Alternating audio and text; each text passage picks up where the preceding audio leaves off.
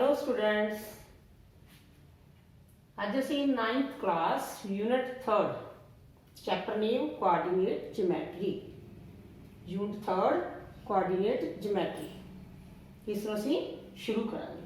ठीक, very important chapter related to 10th class. Base असी 9th class इसका clear कर लेना है और अगे जाके 10th क्लास के विच so many sums you have to do. First of all जो असी बोर्ड ते दिख रहे हैं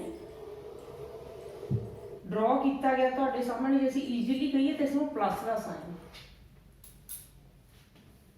का साइन ठीक। जो असी ड्रॉ किया this is known as Cartesian plane ठीक। तो असी इत्थे देखो ध्यान देवांगे तो असी इसके तो मैं पॉज कर इत्थों ठीक है। हाँ जी स्टूडेंट्स, तो मैं दस रही है कि असी ग्राफ शुरू कर रहे हैं नोन एज कार्टीजियन प्लान ठीक। तो इतों असी अगर डायग्राम को ध्यान नाल देखते हैं तो इसके 4 पार्ट बना देते हैं, 4 parts. This is first part, this is second, this is third and this is fourth. अगर असी होर ध्यान दईए तो एंटी क्लॉकवाइज जा रहे हैं, इधर नूं नहीं आ रहे इस तरह 1 2 3, इधरों इस तरह जा रहे हैं एंटी क्लॉकवाइज। यू अंडरस्टैंड, घड़ी की सूई जिस तरह सीधी दिशा चलती है उस तरह असीं उल्टी दिशा चल रहे हैं। तो असीं इसनूं किस चीज़ का नाम देवांगे? 4 quadrants of graph. First quadrant, second quadrant, third quadrant and fourth quadrant ठीक। फर्स्ट क्वाड्रेंट के विच असीं जानते हैं भी ग्राफ के 2 पॉइंट होंदे ने X and Y. First quadrant के both are positive, X Y are positive and second quadrant X minus रहेगा and Y positive. Third quadrant के विच दोनों negative, minus X minus Y. तो फोर्थ क्वाड्रेंट के विच एक्स साडे कोल positive and Y is negative. होर ईजीली इसनूं याद रखना है, फर्स्ट क्वाड्रेंट के बिल्कुल opposite, first both positive is opposite, third quadrant both negative. Similarly second quadrant x positive, x negative and y is positive is the opposite, x is positive and y is negative। इसी graph के 4 quadrant ध्यान च आया।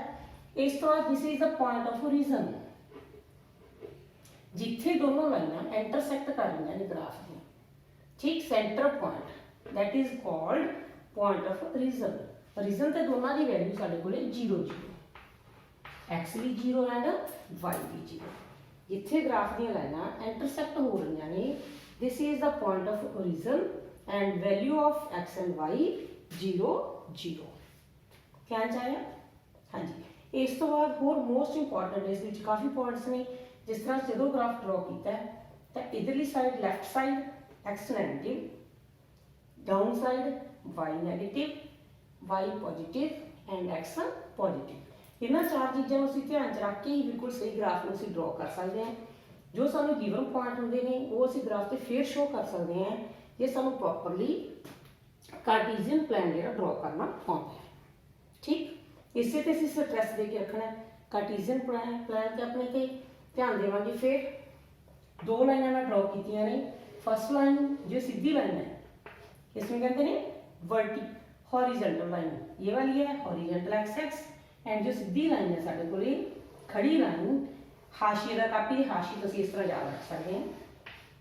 जी हाशिए के बराबर line है that is vertical line और जी लाइन कॉपी की लाइन के पैरल चलती है दैट इज हॉरिजेंटल लाइन। 2 लाइनां ने ग्राफ दी साड़ियां, horizontal line and vertical line. इस दे अगे नेम ने जो हॉरिजेंटल लाइन है वाली इसका नेम है x x, horizontal line that is called x-axis and y-axis का नाम है vertical।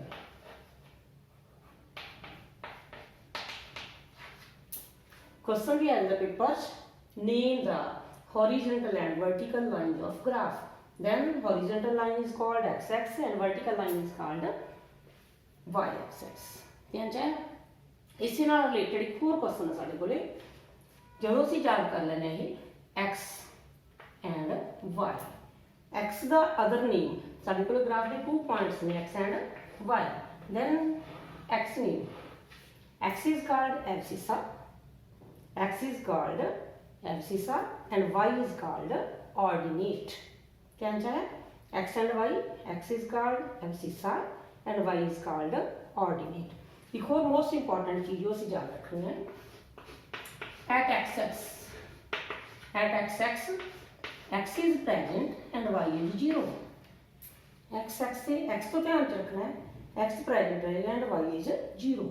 Similarly अगर y x है then x 0 हो जाना है और y is present. वैल्यू कोई भी हो सकती है, x 0 and y is x present, y 0, y x से x 0 and y present. सारा ग्राफ एक बार फिर तो रिपीट कर दे, फिर इसके ਨਾਲ ਰਿਲੇਟਡ ਕੋਈ ਪੁਆਇੰਟਸ ਲਵਾਂਗੇ, ਉਸ ਨੂੰ ਗ੍ਰਾਫ ਤੇ ਅਸੀਂ ਦਰਸਾਉਣਾ ਸ਼ੁਰੂ ਕਰਾਂਗੇ।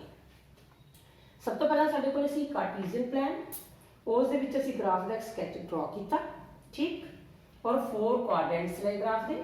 ਫਸਟ ਕੁਆਡਰੈਂਟ ਦੇ ਵਿੱਚ x and y both values are positive, ਔਰ ਹਮੇਸ਼ਾ ਗ੍ਰਾਫ ਦੇ ਉੱਪਰ ਪਹਿਲੀ ਵੈਲਿਊ ਜੋ x ਹੋਏਗੀ and second value is y। ਇਸ ਨੂੰ ਅਸੀਂ ਚੇਂਜ ਨਹੀਂ ਕਰ ਸਕਦੇ, ਕਦੇ ਵੀ yx ਨਹੀਂ ਲਿਖ ਸਕਦੇ, always written as x y। Second quadrant ਦੇ ਵਿੱਚ x ਸਾਡੇ ਕੋਲ minus and y is positive, ਦੋਨੋਂ ਥਰਡ ਦੇ ਵਿੱਚ ਦੋਨੋਂ ਨੈਗੇਟਿਵ ਐਂਡ ਫੋਰਥ ਦੇ ਵਿੱਚ y negative and x is positive. ਔਰ ਇਹ ਵੀ ਲੈਫਟ ਸਾਈਡ ਤੇ x ਸਾਡੇ ਕੋਲ negative, upper side y positive, down side y negative and right side x positive, ठीक। x ਦੇ ਲਈ x present है, y x ਦੇ ਲਈ y present, ठीक। point of origin ਦੀਆਂ values 0 0, x horizontal line and y is a vertical line, x other name abscissa and y other name ordinate। हाँ जी, ਅਸੀਂ ਇਸ ਗ੍ਰਾਫ ਦੇ ਜੋ सारा डिस्कस किया, क्वाड्रेंट बारे, रीजन बारे, एक्स बारे, vertical horizontal lines, abscissa, point of origin. हम इसे कुछ पॉइंट लैके इस ग्राफ से शो करांगे ताकि सानू पता चल जाए किस तरह ग्राफ ड्रॉ करना है और किस तरह दसना है भी किहड़े क्वाड्रेंट दे विच किहड़ा पॉइंट लाई करना है, ठीक।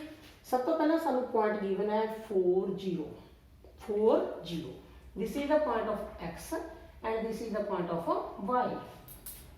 4 is the point of x and positive ਸਾਡੇ ਕੋਲ ਇਹ x, 4 ਸਾਡੇ ਕੋਲ ਸਾਰੇ ਪੁਆਇੰਟ ਅਸੀਂ ਲਿਖ ਸਕਦੇ। ਤੁਸੀਂ ਗ੍ਰਾਫ ਪੇਪਰ ਲੈ ਕੇ ਜਾਂ ਆਪਣੀ ਕਾਪੀ ਦੇ ਉੱਪਰ ਗ੍ਰਾਫ ਬਿਲਕੁਲ ਉਸੇ ਤਰ੍ਹਾਂ ਡਰਾ ਵੀ ਕਰ ਸਕਦੇ ਹੋ, ਠੀਕ ਹੈ। ਜਿਸ ਤਰ੍ਹਾਂ ਨਾਲ ਮੈਂ ਡਰਾ ਕੀਤਾ ਹੋਇਆ ਇਸੇ ਨੂੰ ਤੁਸੀਂ ਫੋਲੋ ਕਰ ਸਕਦੇ ਹੋ। ਇੱਕ ਧਿਆਨ ਦੇਣਾ, 0 ਤੋਂ 1 2 3 ਇਧਰ ਨੂੰ, 0 ਤੋਂ 1 2 3 ਇਧਰ ਨੂੰ, ਉੱਪਰ ਨੂੰ ਸਾਰੇ ਮਤਲਬ ਕਿ 1 ਤੋਂ ਹੀ ਸਟਾਰਟ ਹੋਣੇ ਆ, किते भी साढ़े को उल्ट गिनती नहीं जाएगी, बिल्कुल डायरेक्ट 0 1 2 3 0 1 2 3, ठीक। माइनस इतने लगा सकते, एक और बार बार माइनस लगाने की जरूरत नहीं।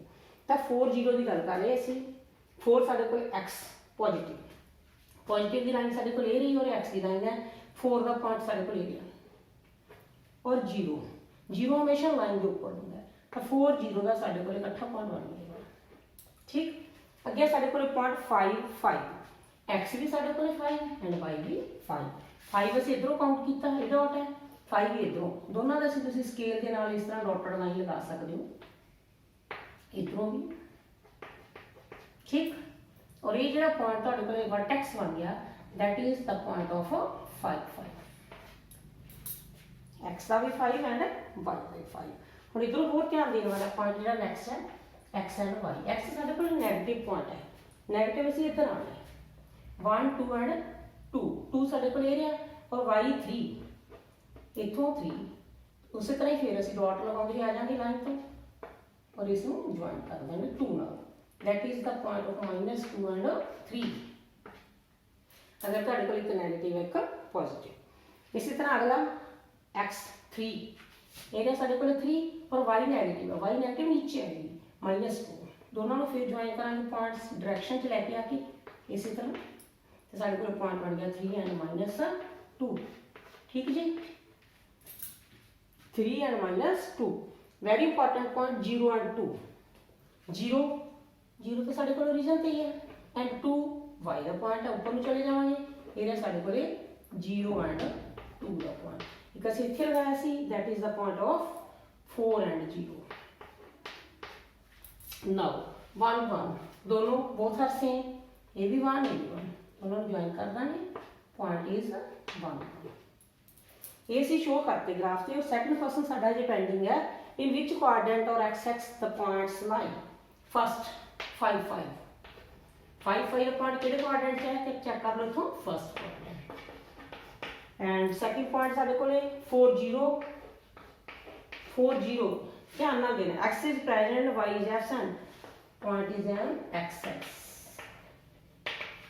क्योंकि साडे कोले y इत्थे 0. अगे साडे कोले -2 and 3 इधरों लिखांगे. Quadrant is second. -2 and 3 lies in the second quadrant. हाँ जी. नेक्स्ट पॉइंट साडे कोले 3 and -2 3 and -2 area. Quadrant is fourth. 3 and -2 lie in a fourth quadrant. 0 0 1 1 first quadrant. इत्थे आ गए. 1 1 भी साडा फर्स्ट क्वाड्रेंट दे विच है. 0 0 पहला दस के मैं सामने ਅਸੀਂ पॉइंट ऑफ ओरिजिन रिवीजन ਦੇ ਲਈ ਅਸੀਂ ਦੁਬਾਰਾ ਲਿਖਦੇ ਪॉइंट 0 0 is the point of origin. सारे ਨੂੰ ਸਾਹਮਣੇ ਲਿਖਿਆ ਤੇ ਗ੍ਰਾਫ ਦਾ ਬਿਲਕੁਲ ਧਿਆਨ ਚ ਆ ਗਿਆ ਹੋਵੇਗਾ. ਤੁਹਾਡਾ ਥਰਡ ਚੈਪਟਰ 3.1 2 3 ਜਿੰਨੇ ਵੀ ਐਕਸਰਸਾਈਜ਼ਸ ਨੇ ਸਿਰਫ ਇਹੀ ਚੀਜ਼ਾਂ ਉਹਦੇ ਵਿੱਚ ਦਿੱਤੀਆਂ ਹੋਈਆਂ ਨੇ. ਇੱਕ ਹੋਰ ਇਹਦੇ ਵਿੱਚ ਤੁਸੀਂ ਹੁਣੇ ਸਿੱਖ ਸਕਦੇ ਹੋ. ਅਗਰ ਇਸੇ ਪਾਰਟ ਜੋ ਗਿਵਨ ਪੁਆਇੰਟ ਹੈ ਤੁਹਾਡੇ ਕੋਲ 3 and -2 ਇਹੀ ਪੁਆਇੰਟ ਦੇ ਕੇ ਤੁਹਾਨੂੰ 3 and -2 ਦੇ ਕੇ ਇਸ ਦਾ ਅਬਸਿੱਸਾ ਐਂਡ ਆਰਡੀਨੇਟ ਲਿਖਣ ਲਈ ਕਿਹਾ ਹੋਇਆ ਹੈ. 3 ਇਜ਼ ਅਬਸਿੱਸਾ and 2 is ordinate.